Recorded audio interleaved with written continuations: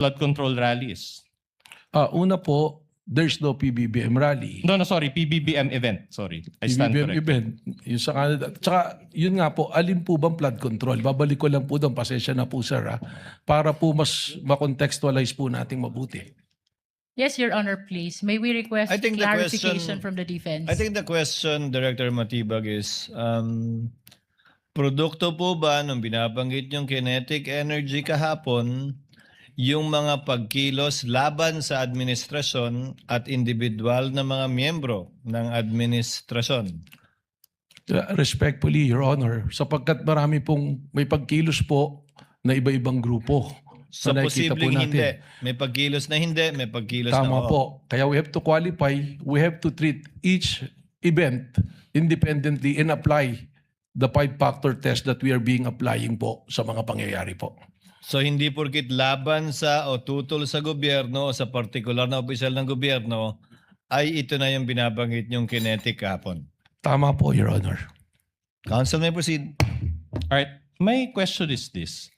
Is this kinetic force still active today or has it stopped? Malinaw po, may mga pangyayari pa rin po. And should we really stop this kinetic force or just allow it until 2028? Hindi ko po, pakiulit po. Anyway, I'll withdraw that question. Just move on to a different question. Is this kinetic force a legal concept? Ito po ay konteksto sa aming base sa aming investigasyon. Again, ibabalik ko po ron sa aming 5 naging patayan na ginagamit din po ng ibang jurisdiction para makapag-establish po ng isang threat para sa isang national threat assessment po. Again, just a manifestation that it's not responsive, but I'll just move on to a different point. Your Honor, please. What is the pleasure of the lead counsel? The defense is making a side comment to the answer of the witness.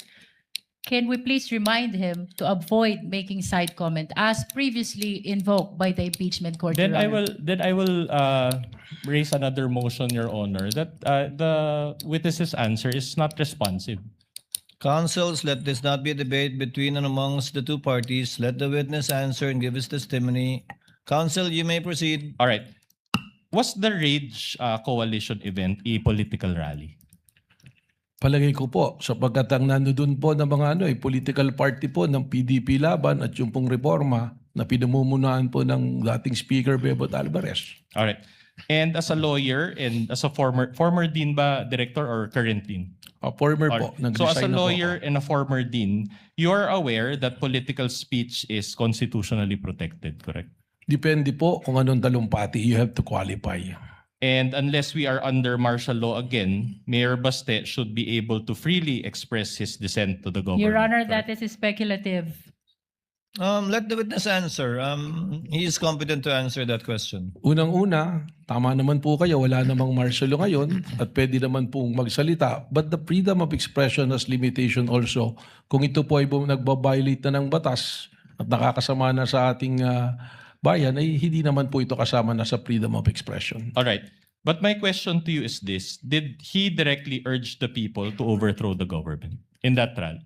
Ang sinabi po niya, base sa aking testimonya, ay isang ulo lang ang gusto namin, ang ulo ni Bongbong Marcos. At kung matatandaan po ninyo, ay correlated it dun sa mga dati pang mga pangyayari. Hindi lang po yung event at sinabi na yun ang aming nagbasehan base sa aming pamantayan po sa pag-assess po ng banta o ng threat po. But that was your own interpretation of what That is not only my interpretation, but is the interpretation of the National Bureau of Investigation based on the standards that we follow, consistent to the standards All that right. we are following. Is it your interpretation that those also demonstrate destabilization efforts? Please repeat, pakiulit po, Is it sir. also the NBI's interpretation that those remarks constitute destabilization? Argumentative, Your Honor. No, if the witness can If he answer. knows, Ano pong particular na sinabi? That speech by Mayor Baste in general. Yung pong kanyang sinabi na ang ulo lamang ni Bongbong Marcos ang kailangan namin at sabi ko nga, in correlation to the other events, applying the 5-factor standards that we have been using, which is recognized by other jurisdiction, doon po kami nagkaroon po ng conclusion. Sorry, Director, I didn't quite get your answer. So, are you saying that that's destabilization or no destabilization? Misleading, Your Honor.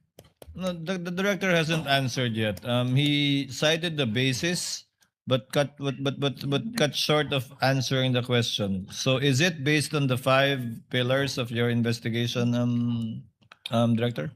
Well, dun po yan, based on the 5 pillars na natin po, lumalabas po ng isa dun sa elemento ng 5 pillars, it comply po. So, meron. Sumasagot po doon. So meron At direct. hindi po destabilisasyon, kundi banta po sa kaligtasan ng Pangulo na naging banta na rin po sa pambansang seguridad po. So you're admitting that there was no destabilization. Argumentative, Your Honor. No, it's connected to the question, Your Honor. Previous Counsel, the question. witness has answered for the appreciation of the senator judges. You may proceed to a similar question or move on to another topic. Yeah, I'll proceed with a similar question. Director, I am showing you a news article. This is Exhibit D-4-66 entitled, and I quote, Palace dismisses the stab rumors versus Marcos admin. So it was published quite recently, May 12, 2026. And for the sake of time, I will just read the first line thereof. Assisting counsel for the parties may approach. It says here, and I quote, Malacanang on Tuesday said it has not received any information about supposed destabilization efforts against President Ferdinand Bongbong Marcos Jr. My question to you is this. Claire Castro speaks on behalf of PBBM, correct? Being the spokesperson, tama po, sir. And based on her statement in this news article, there has been no destabilization efforts against PBBM, at least as of this date. Correct. Well, baka po dapat tingnan natin yung buong konteksto because under a security cluster, may pinag-uusapan po dyan. Maaaring ang tinitingnan niya na walang destabilization, there is no destabilization from the rank of men in uniforms. So hindi po natin masasabi na yun na yung kabuuan talaga. All right. I'm showing you another recent article, Exhibit D-4-67. This article is June 12, 2026. So again, quite recent. And again, for the purpose of time, I'll just read the title. It says, Sara Duterte, I won't grab Marcos's position. My question to you is this. Isn't this news article also consistent with no destabilization efforts that Claire Castro previously mentioned? Base po sa aking binabasa, baka mas maganda po si Vice President Sara Duterte makasagot dito because she's speaking of a state of mind. Sa isip po niya yan eh. But if you know, you Your cannot. Honor, may I comment? What is the comment of the lead prosecutor? The witness never said that there is destabilization. As a matter of fact, what he said during the earlier question is threat to the life of the president amounts to threat to national security. Now he is being asked about these pictures concerning the stab. This is misleading, Your Honor. Asked and answered. The observation of the lead prosecutor is noted. It is not an objection, counsel. Proceed, counsel Alright. for respondent. Now, yesterday, you identified an unsigned and unnotarized document which allegedly pertains to an affidavit of Arturo Las Cañas. Correct? Yes, sir. All right. Now, if you know, is this the same Las Cañas who appeared before the Senate in 2016 and 2017? Yes, sir. Okay. So, in fact, this is the same Las Cañas who was charged by the Senate panel led by then Senator and still Senator Panfilo Lacson with a recommendation for perjury. Is he not? Hindi ko po nabalitaan yung kung sinarge siya ng perjury. But if it's on record, then the answer will be yes. All right. Well, he was, or maybe we can confirm it later with Senator Judge Lacson. And this perjury was committed during a Senate committee hearing, if you know only. Well, siguro po doon natin na lang ilagay doon sa affidavit po na nabasa ko. No, the May I only comment, question Your is Honor? the May I perjury, if you know only, that the perjury that was recommended for charging Your Las Honor? Cañas. I have no personal I'm not yet done, knowledge. Your Honor. I think, Your Honor, the witness is incompetent to answer that If question. he knows. counsel, I asked think Your the Honor. witness already said that he's not aware of it, but that if it is on the record, then most likely it is true. That was the response of the witness earlier. All right, Your Honor. I'll just move on to a new point.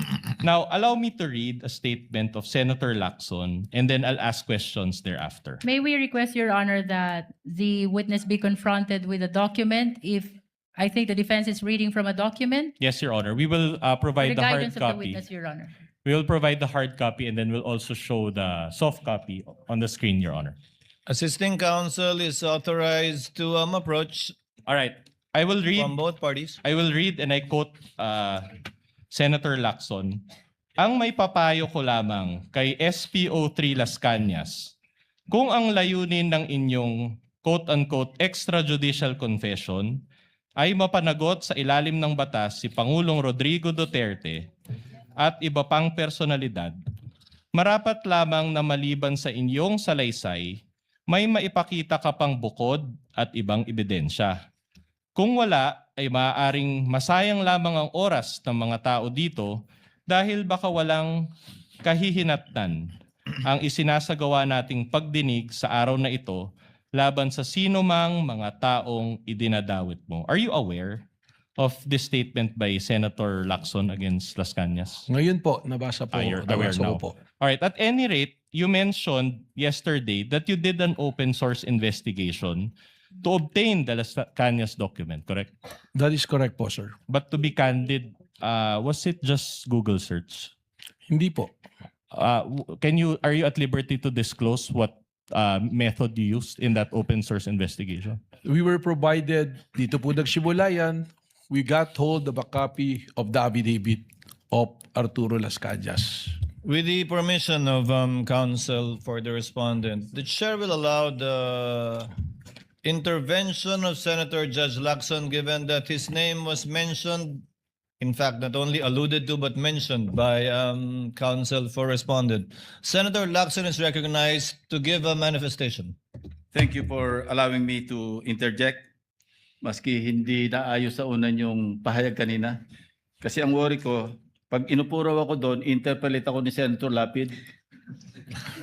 So, having said that, anyway, levity aside, Mr. Presiding Officer, basahin ko lang yung portion ng committee report kasi I chaired the Committee on Public Order when we investigated the EJK.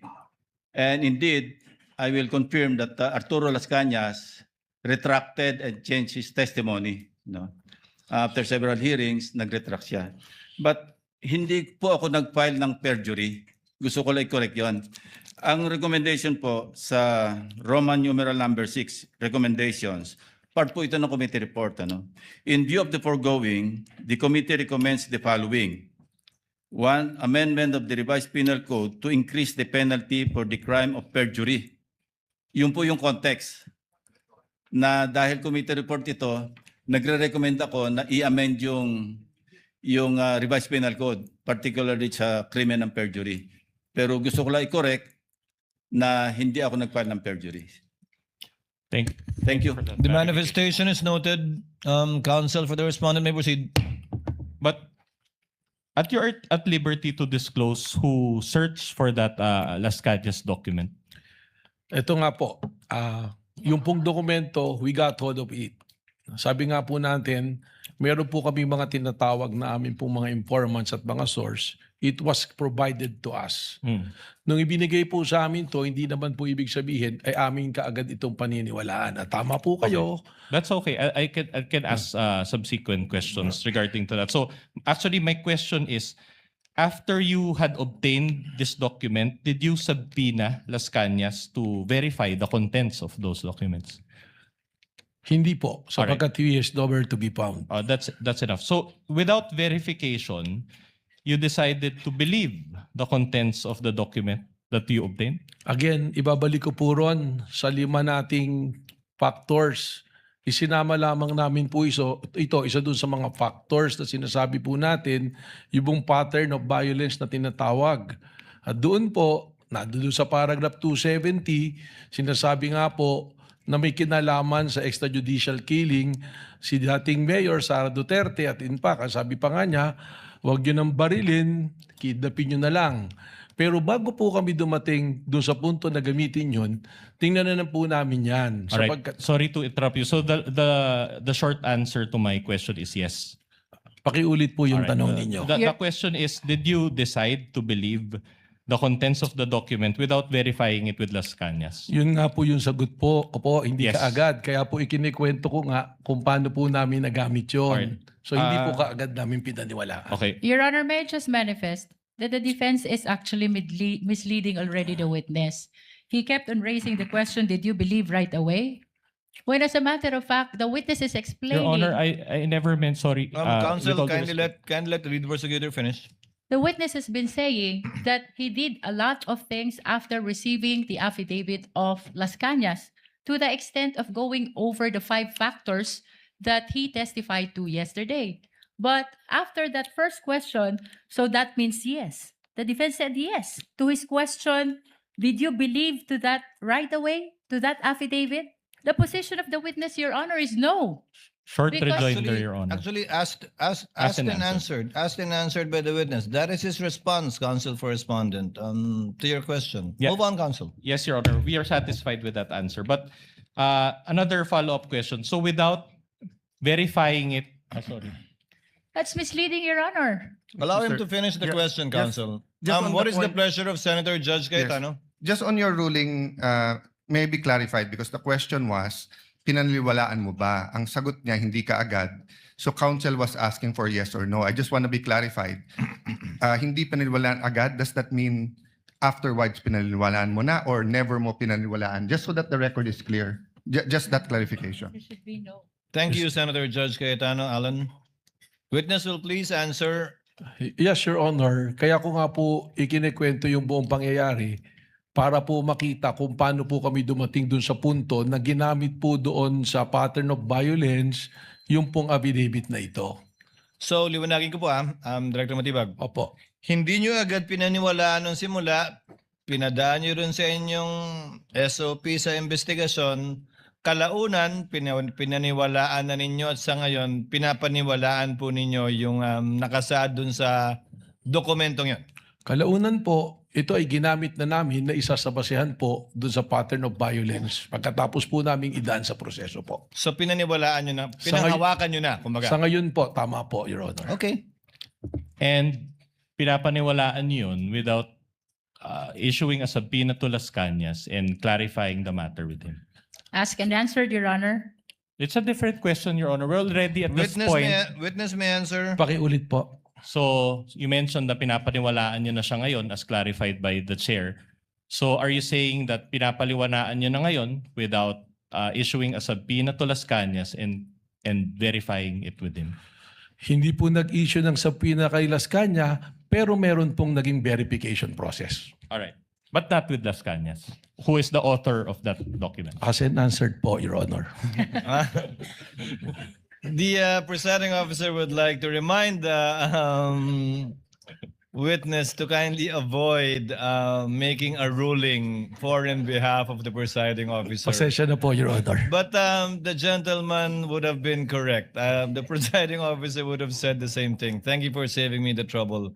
But try to avoid that, Director Matibag. Sorry po, Your Honor. All right. Thank you. Thank you. Counsel may proceed. All right. Director Matibag, yesterday I identified 2 videos and you related it with the alleged pattern of behavior of VP Sara, correct? The first video that you showed, I think, involved the sheriff.